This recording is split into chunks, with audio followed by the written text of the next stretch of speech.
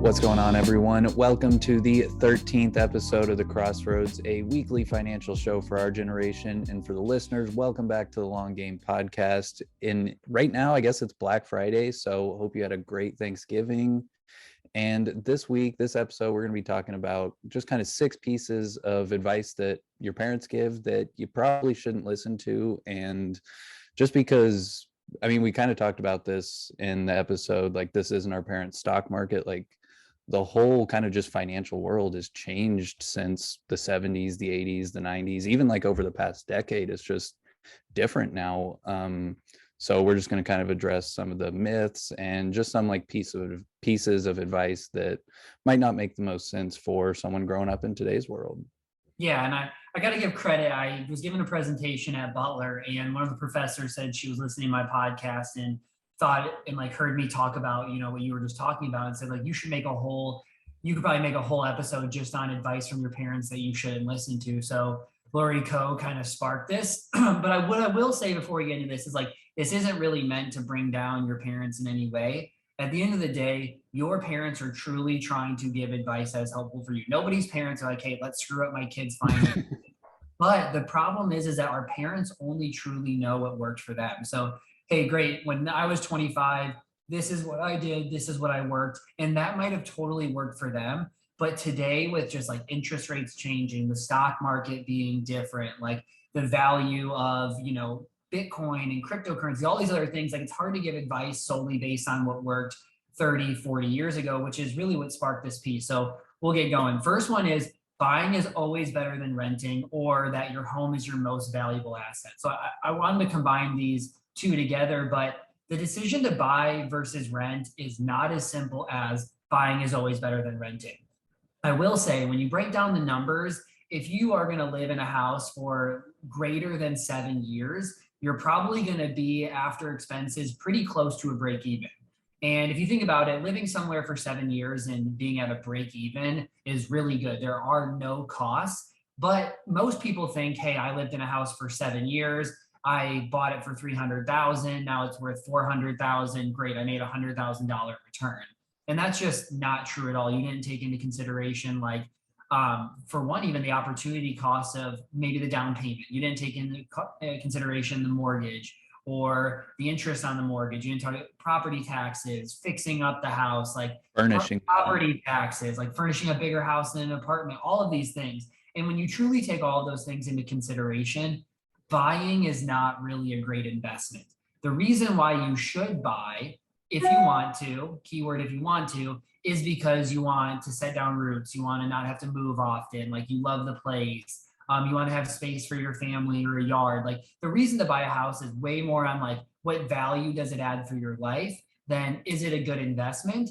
And even just breaking down this statement even more, if you don't know where you're going to be living in 5 years, if you're new to an area, don't know if you'll love it, if you don't know, like, hey, maybe I'm going to get married and have kids, I don't know, then maybe it does make sense to rent while you figure out those things versus I see it happen all the time with millennials. We buy a house right when we graduate, we're there for 2 years, we get married, we upgrade, then we end up having 2 kids over the next few years. Then you're kind of like, well, shoot, now we have to upgrade again. And now you've had 3 houses over that time and you've had to pay realtor fees, and the beginning of a mortgage is almost all interest. So you're really not making any progress, and it's really not that great of a financial decision to do it that way. Yeah, and I think kind of one interesting aspect of owning a home and kind of like the flexibility, like renting is definitely more flexible, but I don't know if there's like any rules around it. But if you lived in a place for 3 years and you did decide you wanted to just completely move, like maybe move states, you still have like an opportunity to potentially rent out that the house that you were living in, and rent could cover the mortgage. Like that's a stretch. You can't just go into it assuming all of that. But I do think that's kind of a unique thing. Like if someone did have the funds to kind of easily afford 3.5% down, and they just kind of wanted a house, like maybe they have a dog, or maybe they lived in apartments for their entire life growing up and they truly just want a place to their own. You can still have flexibility if you kept it and you could afford to keep it and rent it out.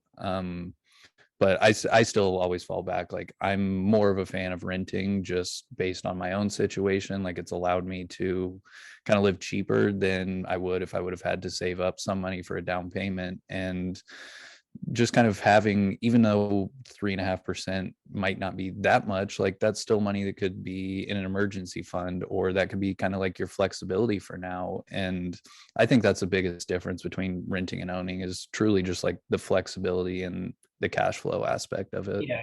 Yeah, I think we could have a whole conversation topic talking about like renting, because like I was just talking to a client today and he bought a house right when he graduated. He decided he wants to move downtown. He's going to turn the place into a rental property, hired a property manager. 3 months in, they still don't have a renter yet.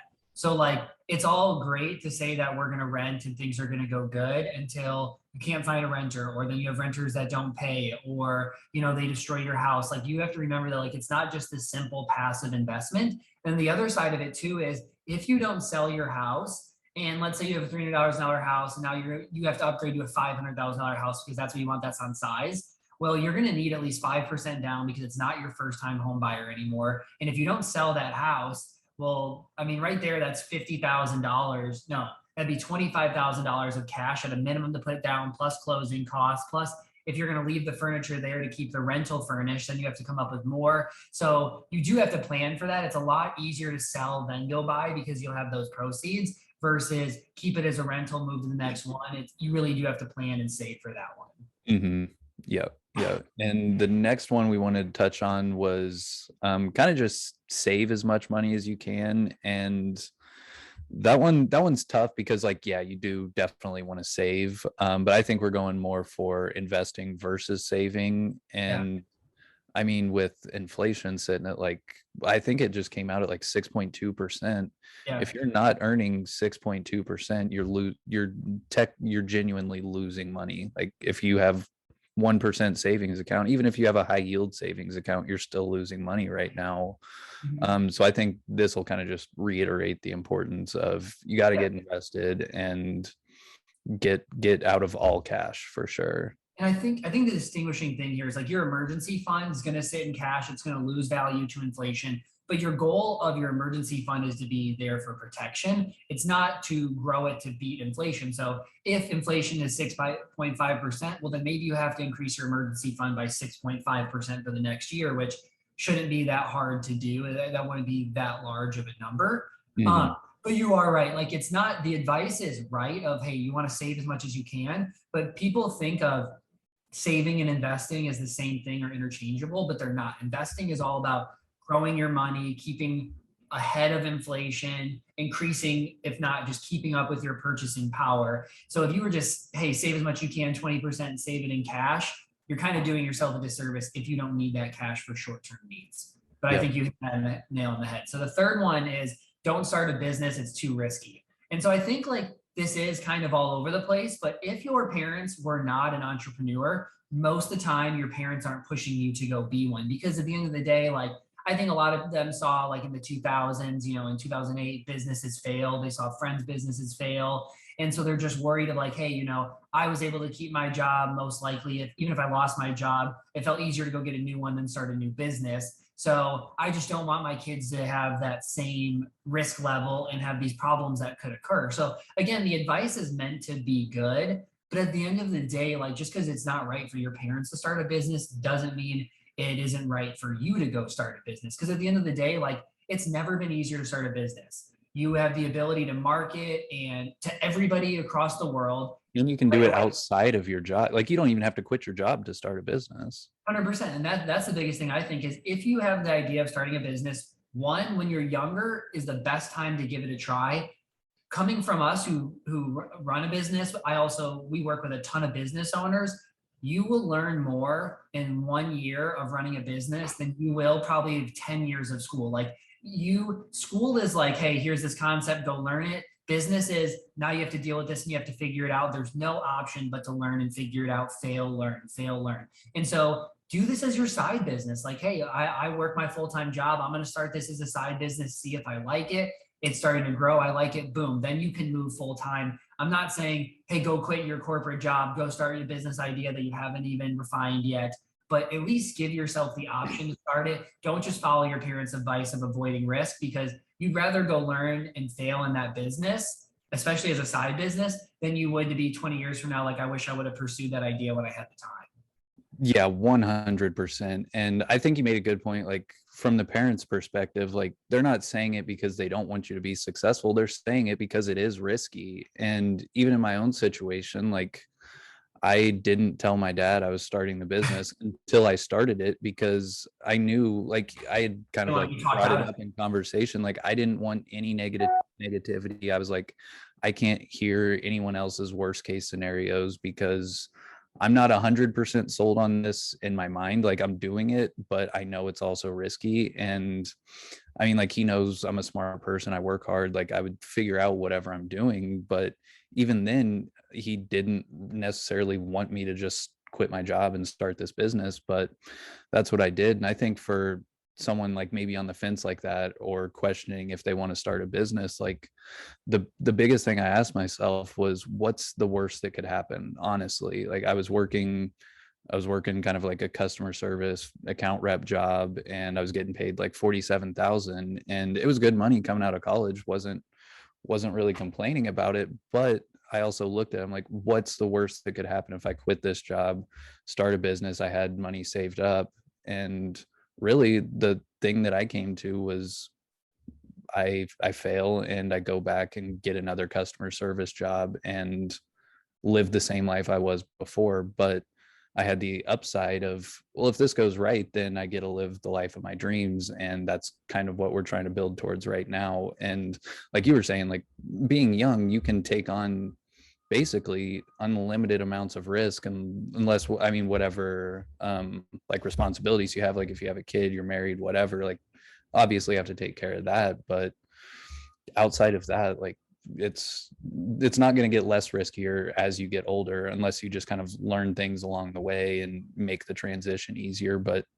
you're never going to be able to take on more risk than when you're young. Yeah, 100%. I love that story. Okay, 4 is pay off your mortgage as quickly as you can. So your parents probably did this, and it probably made sense because in the 80s and 90s, interest rates were 6 to 10% on a mortgage. So if you sit here and look at the average in the market is 7, 8%, and your interest rate is equal or close or above, well, of course you're going to go pay off the loan or the mortgage, because that's a guaranteed fixed interest rate versus the estimated return in the market, which we can't really determine. So totally made sense for your parents at our age to be paying off their mortgage quicker. But today, like I have clients with interest rates from anywhere from 2.5% to 4%. And once we get down to that low of an interest rate, it really is a different story. So again, I'm not here to tell you that you shouldn't pay off your mortgage quicker, but I think just based on the math, based on the interest rates where they're at, it's definitely not a you should go pay off your mortgage quicker. If you hate debt or you've already done everything else financially and you have extra money, sure, go pay off your mortgage quicker if that makes you feel better. But there is no need to be super aggressive with it with interest rates where they are. Yeah, no, I definitely agree. And I think, what was I just about to say? I completely forgot when I look back at the screen. Never mind. So point number 5 is all debt is bad. And if you're a Dave Ramsey fan, we apologize, but not all debt is bad. Like that's Yeah, I think it's hard because like I can see why people don't like debt, because it like debt can be this like rabbit hole or this tunnel you go in that you never get out of if you're always, swiping a credit card and you can't afford it. So like I still think high interest debt, credit card debt, etc., bad debt for sure. But I 100. think like debt for your house or like debt for student loans or there's a business debt, like there are debt where you can actually leverage it and use it to basically set yourself better. Like, hey, I could have $300,000 of investments. I could just go pay for the house in cash, or I could finance the house at a 3% interest rate, pay my monthly payments, keep all of that money invested. And for me, like that, mathematically, that's going to put me in a better position. So even though I would have the money available to not have to use debt, in my opinion, I would still leverage the debt.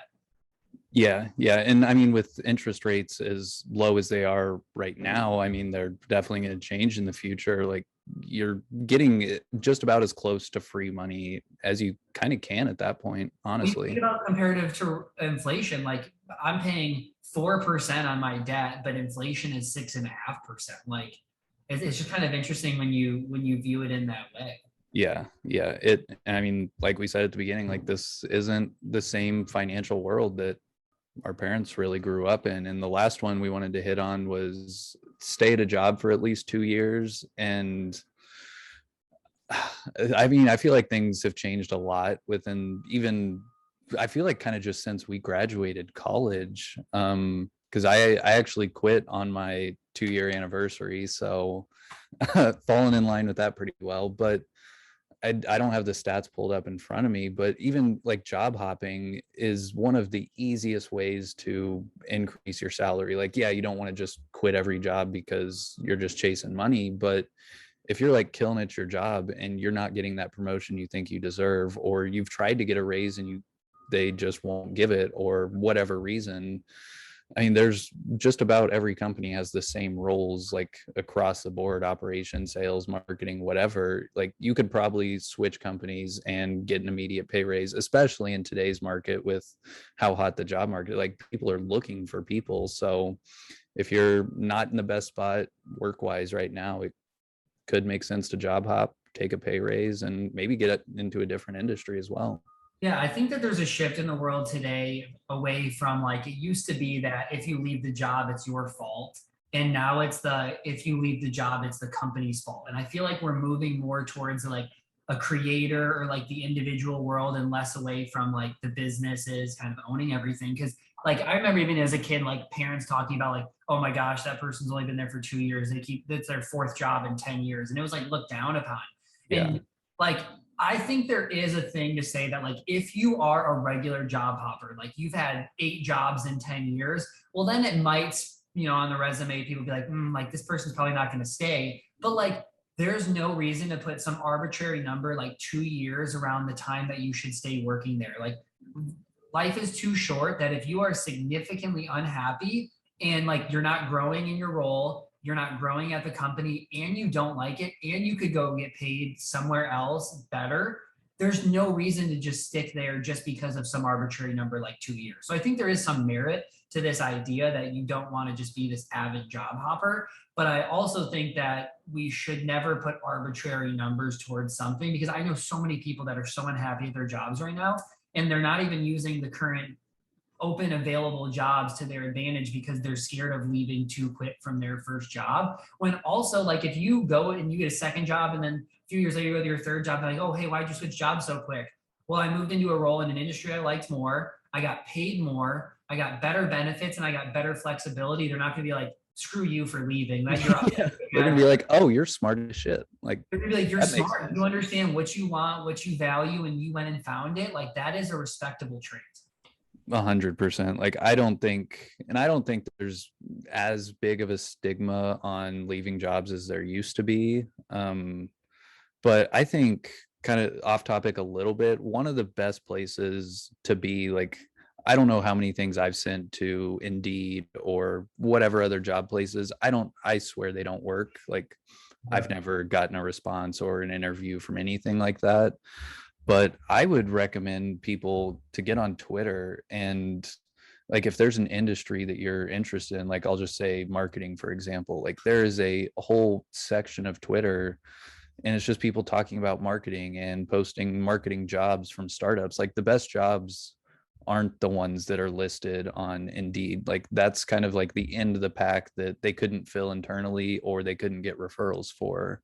Yeah. So I think like if you just like truly hate like where you're at and you're just looking for something completely different that you've never really seen before, like it might be on Twitter. And I mean, Twitter's a mess. It might take some time to figure out like who to follow, what industries are even on there, like where to find things. But I mean, I see probably 3 to 4 freelance roles on my timeline every single day for content writing in B2B SaaS or content writing for a marketing company. So I think there's just a lot of opportunity out there, especially with how everything just kind of went remote last year. You can basically work at any company from anywhere in the world now. So like you were saying, life's too short to stay at a job that isn't bringing fulfillment. Yeah, and I think to build off of that, like it's basically build your personal brand, because I think, and this was advice I gave my Butler presentation, was like your personal brand is the new resume. Like resumes get looked at for 8 seconds. Your personal brand is what can make you stand out. If you are going for a job and it's me with a personal brand versus you with similar experience, no personal brand, I guarantee at least 9 times out of 10, they're going to pick the person with the personal brand that's been creating and educating and just like building in public is such it's just not an easy thing to do, but it shows that you're going to work hard. I think is where it can really make you stand out. Yeah, and I was going to say, like, even outside of, like, aside from the content, it doesn't have to be the best stuff on the planet. It also shows that you took initiative and can actually like put in work outside of what you were told to do. And Show your growth from like 1 to 6 months in. Like they can see, like, wow, look how much he grew as a writer or a podcaster or as video or whatever. And they can say, like, wow, this person is really like building and growing over that time period. Because being a new hire, they know you're not going to know everything. You got to be able to grow and learn. And personal brand can truly show that to everybody. yeah, and I think to even go a little farther on that, if you like if you're working at a place now and you maybe have an interest and maybe you've always wanted to be a financial advisor, well, you could maybe start while you're at that job just creating content, like whip up a quick little blog on Wix or something, Squarespace, and just start writing about it and get your thoughts out there. And that's only going to help because the site's been live longer, like you have a chance to get found via search, whatever. But you can kind of start building like a little audience, so whenever you are ready to leave your job, you have people that are already kind of following you and know that you're talking about finance, and maybe you spin off and make a financial course, and that could be applied to just about any industry. Like if you have thoughts about it, like create some content around it, write about it, like set up a free Medium account and just put your writing out there. Yeah, agreed. Well, I think that's all that we really wanted to cover today. I think that was an awesome Yeah, conversation. this is dope. Hopefully, none of the parents walk away too upset, but people understand that like it can just be kind of dangerous taking advice from parents or other people because they're only able to see things through what they've experienced. And so that's why we kind of wanted to help illuminate some things that maybe you've been told that might not make the most sense today. So thanks for listening. Again, please rate, subscribe, and we'll see you back next week.